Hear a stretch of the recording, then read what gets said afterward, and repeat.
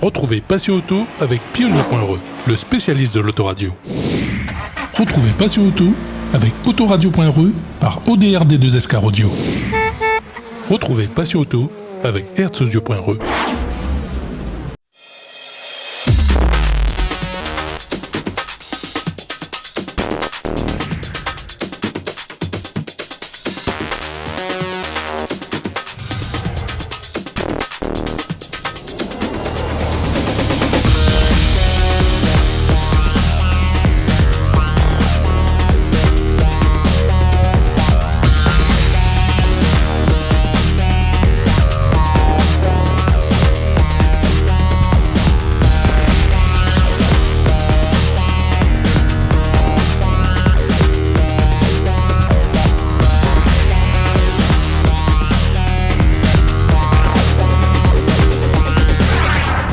Bonjour à tous et bienvenue dans ce best-of de Passion Auto.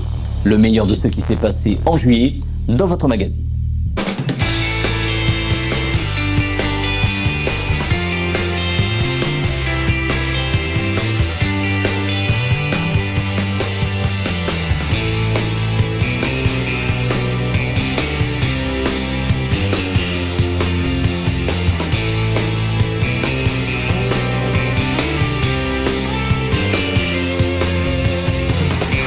Donc nous nous trouvons ici actuellement sur le départ de la montée historique montée Panon du côté de Trois-Bassins, organisée par donc Rallye Légende, et les voitures qui sont engagées, il y en a 90 voitures et 10 motos anciennes à partir de décembre 96. Donc en dessous de décembre 96, nous aurons donc le plaisir de voir sur cette montée de très belles voitures anciennes, des Rallye Légende, des voitures de légende, des voitures exceptionnelles que l'on vous fait partager ici dans Passion Auto sur Télécréole.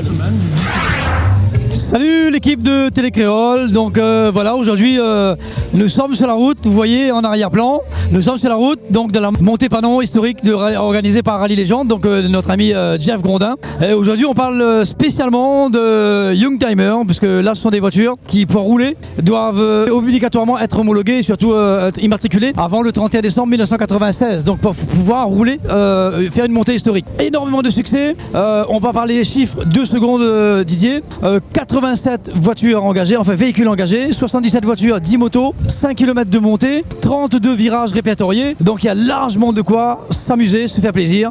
Et tous les pilotes qui sont là, il n'y a pas que des vieux, hein. Ce sont peut-être des vieilles voitures anciennes, mais je vois beaucoup de jeunes pilotes, moins de 20 ans, 22, 23 ans également, rouler avec des vieilles mamies. Et croyez-moi, ça fait plaisir de voir que les voitures sont légion à l'île de la Réunion. On adore ça, le véhicule. Il y a des filles qui roulent, il y a des garçons qui roulent. C'est un pur bonheur. Le soleil est présent, on a du monde, on a des partenaires, on a énormément de spectateurs aussi sur toute la montée des 5 km. Franchement, c'est top. Les amis, je vous donne rendez-vous pour la 3e édition, la 5e édition, mais 3e pour moi, montée Panon, puisque j'ai fait la dernière et celle-là. Et c'est un pur bonheur d'être sur montée Panon historique. Franchement, terrible. Allez, certains me connaissent sous le nom Laurent Nativel, mais c'est Tidash qu'il faudra retenir. Tidash, c'est un pseudo qui tient depuis 10-15 ans. Alors aujourd'hui, 4e montée historique, qu'est-ce qu'on peut dire comme impression? C'est juste génial, c'est juste les années 80. On entend Jeanne Masse dans l'oreille, on revoit évidemment l'équipe de France avec Platini, on revoit toute cette belle époque. On revoit également Castaneda à Saint-Etienne, mais on revoit surtout les Clio Williams, on revoit les Porsche, on voit la barquette Hommel, hein, comment avec échappement, la revue évidemment. On revoit toute la passion, la vraie, celle qui vient du cœur, celle qui était non électronique, celle qui avait l'odeur que l'on aimait bien, et puis celle qui nous fera vivre pendant encore pas mal d'années. Allez, mon coup de cœur, c'était pour la R5 Turbo 2, avec une déco Philips magnifique, et puis un pilotage exemplaire. Ce qui m'a choqué, c'est qu'au départ, je dis bien sur les 100 premiers mètres, elle a de quoi faire honte, hein, j'utilise un grand mot, mais elle a de quoi faire honte les fameuses Rallye 2 ou les R5, parce que crois-moi, le premier coup de pétard, il sonne fort Renault Sport évidemment. Voilà, c'est mon coup de cœur, mais ça intéresse que moi. Si vous n'êtes pas d'accord, vous avez le droit de le commenter. C'est comme ça qu'on aime le sport, c'est avec le partage, la vie. Merci à Passion Auto encore une fois. Gros big up à toute l'équipe. Cette montée Panon historique tant attendue a été une réussite. 4 montées a pu être effectuées tout au long de cette journée. Retrouvons Jeff pour faire le bilan de cette manifestation. Bonjour Didier. Écoute, 4e montée panneau historique. On est à la dernière montée là. Donc on a eu un super beau temps. Pas trop chaud, donc la saison est bonne. Tout se passe bien pour l'instant. Hein, donc bon, avec une dernière montée, on verra. Je pense que les voitures sont un petit peu plus fatiguées, ainsi que les pilotes. Donc la dernière, elle va être un peu plus tranquille. En tout cas, l'événement, il a attendu. En tout cas, moi, j'ai un retour sur l'événement qui est plutôt positif. Donc après, on verra en termes de vidéo, on va essayer de voir un peu. Mais bon, globalement, on est passé à un petit cap supplémentaire par rapport à l'écran géant. On a pu transmettre des lives en direct, plus de 8 sur 8 points de la montée panneau. Ouais, je pense qu'au niveau public, on a un village en plus partenaire, donc avec Ford Réunion qui avait mis des véhicules récents. On a le groupe Yoann Automobile, on avait la sécurité routière, la Croix-Blanche, ainsi que la zone repas. Donc on a pu caler ce village qui était un petit plus donc avec l'écran sur cet événement de 2023. Maintenant, on verra les retours des participants et les gens qui ont assisté à la course. Donc et évidemment ton reportage sur antenne. Donc merci à ton équipe de nous suivre. Donc c'est vrai que je le répète régulièrement, mais c'est vrai que c'est grâce à des émissions comme la tienne, toi et Patrick, que notre événement il monte en gamme quoi. Donc si on arrive à évoluer, c'est parce qu'on est plus visible, donc c'est grâce à des gens comme vous, et je tenais aussi à vous remercier. Voilà. Et merci à monsieur le maire, monsieur Daniel Posé qui s'est investi personnellement sur ce projet, ainsi que monsieur Vaïti, l'élu au sport. Voilà. Et à tous les participants, aux bénévoles, évidemment, je ne pourrais pas remercier tout le monde. Et ça, j'ai une petite pensée pour 2016 à la première montée historique. J'ai l'impression que j'en refais une nouvelle là, parce qu'on avait arrêté depuis 2018. Et donc, on repart sur un événement quand même beaucoup plus étoffé. Et a priori réussi. Donc, on n'est que satisfait. Merci à toi.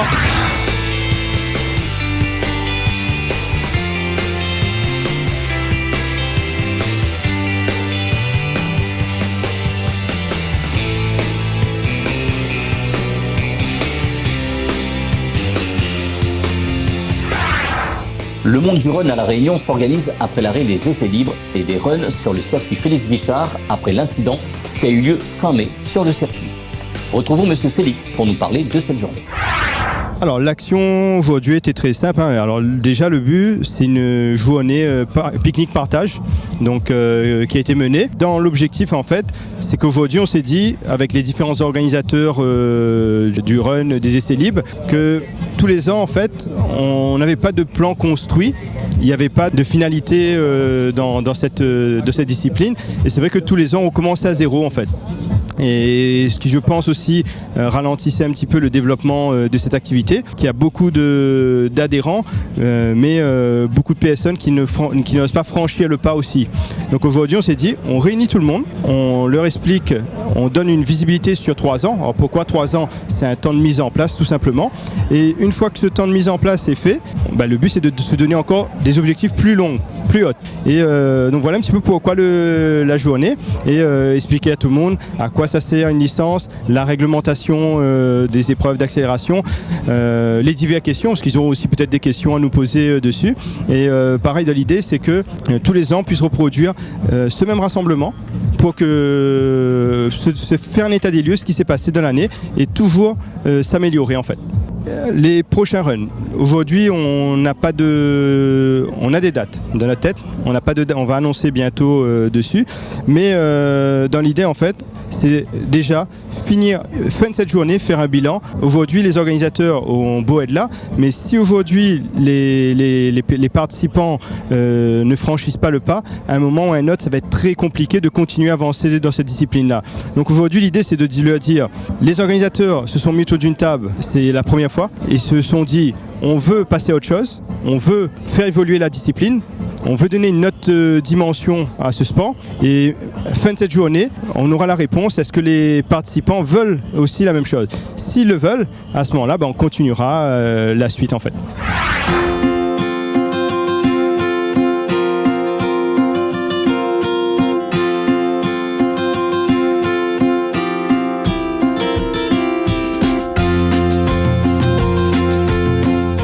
Après la C4 en 2021, Citroën complète sa gamme cette année avec la nouvelle C4X, une berline compacte tricorps qui allie l'élégance d'une berline et l'attitude d'un SUV. C'est le retour de la malle séparée au lieu du haillon classique. Comme sur la C4, l'habillage extérieur reprend des éléments du monde des SUV avec les retours d'ailes et bas de caisse renforcés. Ses grandes roues et son avant au design imposant est si caractéristique de la marque. La signature lumineuse visuelle à l'avant ne laisse pas indifférent. À l'arrière, avec ses 24 cm en plus de la C4, c'est un grand coffre spacieux de 510 litres et un design atypique qui donne un look particulier à la voiture. C'est un SUV coupé concurrente de l'Arcana de chez Renault. Elle est construite en Europe dans l'usine Stellantis de Villaverde, à proximité de Madrid, en Espagne.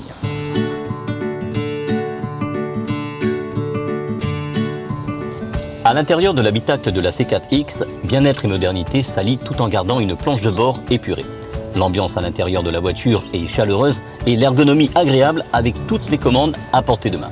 L'afficheur tête haute permet d'avoir les principales informations tout en gardant son attention sur la route. Les sièges sont confortables comme à l'accoutumée. Chez Citroën, l'assise dans la voiture est comme le confort d'un fauteuil. Il y a de la place à bord avec de nombreux rangements astucieux dans la voiture, avec par exemple la boîte à gants qui est doublée d'un tiroir et du système pour fixer une tablette pour le côté passager.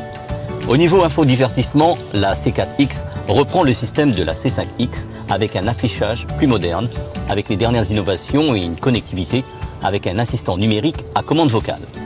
L'écran central de 10 pouces affiche l'autoradio, les connectivités CarPlay et Android Auto à connectivité avec ou sans fil, ainsi que les infodivertissements et les principales commandes de paramétrage et d'utilisation de la voiture.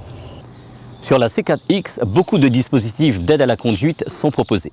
L'Active Safety Brake, le freinage d'urgence amélioré, l'alerte risque et post-collision, le système de surveillance des angles morts, l'alerte active des franchissements involontaires de ligne, régulateur de vitesse adaptatif avec stop and go, Coffee Break Alert qui avertit de faire une pause après un long roulage, l'alerte attention conducteur, reconnaissance étendue des panneaux et recommandations de vitesse, commutation automatique des feux de route, accès et démarrage main libre, l'affichage tête haute, le frein de stationnement automatique, l'aide au stationnement latéral, la caméra de recul avec le système Top Rear Vision avec une image reconstituée à 180 degrés, l'aide au démarrage en pente et l'éclairage statique d'intersection. Côté habitabilité à l'arrière, l'espace genou est généreux et le confort Citroën est bien présent. Le coffre de 510 litres offre un volume de chargement intéressant. Sur la C4X, c'est toujours les suspensions à butée hydraulique progressive qui absorbent très bien les irrégularités de la route. Les suspensions font la réputation de la souplesse sur route de la marque. Aujourd'hui, dans Passé Auto, c'est la IC4X, la C4X électrique qu'on essaie pour vous dans votre magazine. La C4X embarque un moteur synchrone à aimant permanent qui développe 100 kW, soit 136 chevaux, avec 260 Nm de couple. Avec ses 50 kWh de charge, soit 46 kWh de charge utile, la C4X a une autonomie de 360 km en cycle WLTP. 4 types de charges sont possibles sur cette voiture. La charge à 100% en 24 heures sur une prise standard, 15 heures de charge sur une prise Green Up, 7h30 sur une wallbox monophasée ou 5 heures sur une wallbox triphasée avec le chargeur optionnel 11 kW.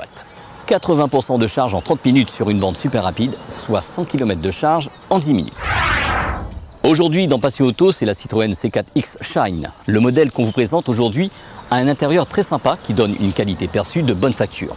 Niveau conduite, le moteur électrique est souple, facile à conduire et agréable. Le moteur se montre aussi nerveux en mode sport avec une puissance instantanée d'une accélération franche. La position d'assise à l'intérieur est très agréable. Le siège soutient bien le bas du dos et la sensation de fauteuil annoncé est bien là.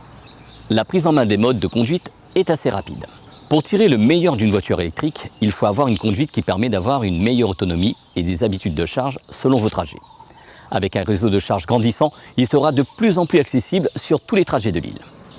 Selon le constructeur, les principaux facteurs qui impactent l'autonomie de la IC4X, la vitesse à 130 km/h, l'autonomie de la IC4 est divisée par 2 par rapport à l'autonomie WLTP. L'utilisation du chauffage ou de la clim de la voiture a un impact sur l'autonomie. Le style de conduite, une éco-conduite, optimise l'autonomie de la voiture. La charge transportée a également une incidence sur la consommation de la voiture. La C4X est basée sur la plateforme CMP de Stellantis Avec ses 4,60 m et avec un coffre spacieux de 510 litres, son interface graphique intuitive, son confort et ses atouts, disponibles en thermique et en électrique, ça peut être un choix judicieux parmi toute la gamme Citroën. Pour vous faire votre propre avis sur la voiture, n'hésitez pas à vous rendre dans les centres Citroën de Lille. À La Réunion, la Citroën C4X électrique vous est proposée à partir de 44 600 € dans le réseau CMR. Bonus écologique déductible de 6 000 €.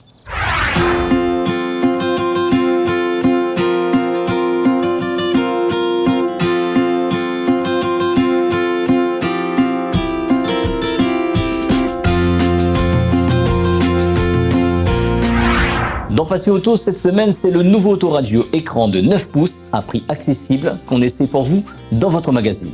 Le DMH AF 555 BT. En juin, au Motor Expo, les nouveaux autoradios de la gamme Pionnière étaient présentés au public à La Réunion. Cette semaine, c'est un des 2 autoradios multimédia qu'on vous présente dans votre magazine. Un autoradio double DIN avec écran de 9 pouces à moins de 360 € qui fait partie de la large gamme des autoradios multimédia. Tout à fait Patrick. En 9 pouces, il y avait déjà le SPH Evo 93 DAB, qu'on vous avait déjà présenté dans Passion Auto. Cette année, c'est 2 nouveaux modèles qui viennent compléter la gamme des autoradios multimédia du constructeur japonais. Il y a celui qu'on vous présente aujourd'hui et le haut de gamme, le SPH Evo 950 DAB, qu'on vous présentera bientôt dans votre magazine.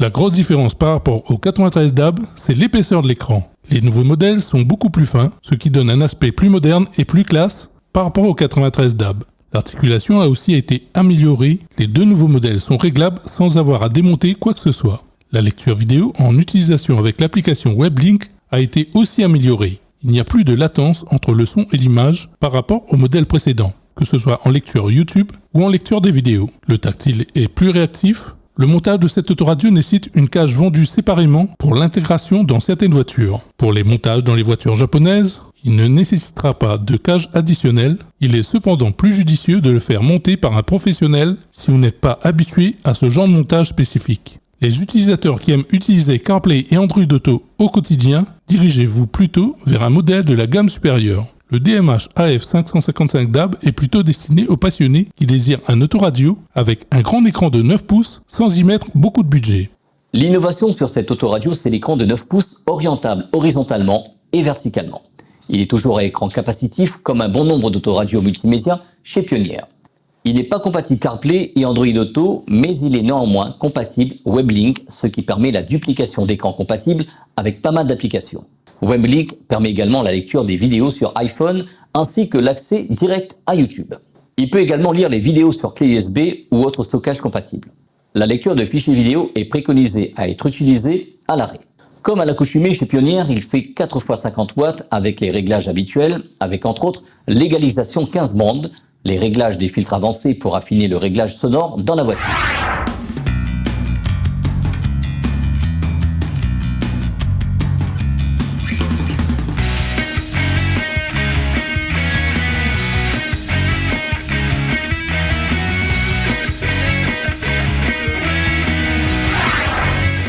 Ce best-of est à présent terminé. Dimanche prochain, on reviendra en images sur le tour auto qui s'est passé fin juillet sur le département.